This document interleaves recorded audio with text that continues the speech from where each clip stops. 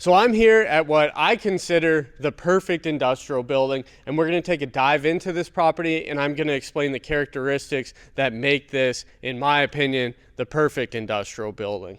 First of all, the bay sizes here are 3,600 square feet, 7,200 square feet, and 9,000 square feet. To build this type of product today, it would cost 2 to 3 times as much as you could buy existing construction for. Construction costs are just way too high to build this small to medium bay sized warehouse. And as you can see, it's mostly warehouse with just a little bit of office. And that's what most tenants want. So because this type of space is in such high demand, we get higher lease rates and less time on the market. Now, as we make our way to the back of the bay, you'll see the electrical service. All of these bays have 3-phase power. That's super important to a lot of different tenants. Tenants in the manufacturing business, carpentry, welding, and then on top of that 3-phase power, we have a sprinkler system in here. And that means there are certain uses that aren't allowed in unsprinkled buildings where we can allow that use here. So a few of those uses would be carpentry, welding, certain types of fabrication.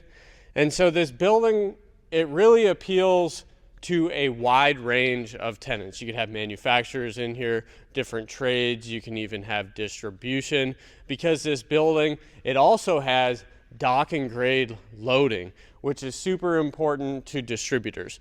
So some of the distributors in this property, they can pull in through the grade level loading, and they can also back up either box trucks or even 53-foot semis to unload product without using a lift gate. Now you see some of the racking over here. Because we have a sprinkler system here, that means that some of these tenants, they can rack higher, they can rack more dense because of the fire suppression system.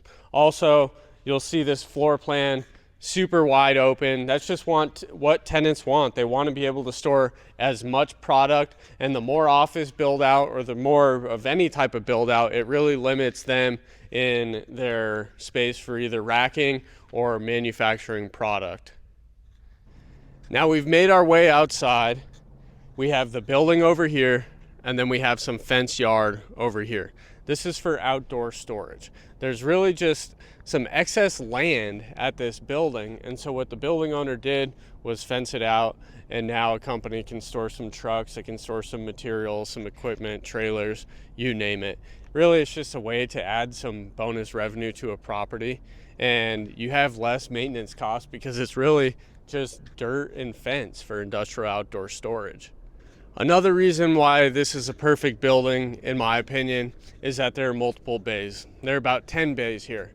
So if you have a vacancy come up, that's only 10% of your revenue. Whereas with a single tenant building, you lose your one tenant, you've lost all your revenue. So it spreads the risk out a little bit more. And I touched on this a little bit earlier, but this is a property with dock and grade loading. Right now, we're at the dock side of the building. And as you can see, this is where all the 53-foot semis come in, load up and unload.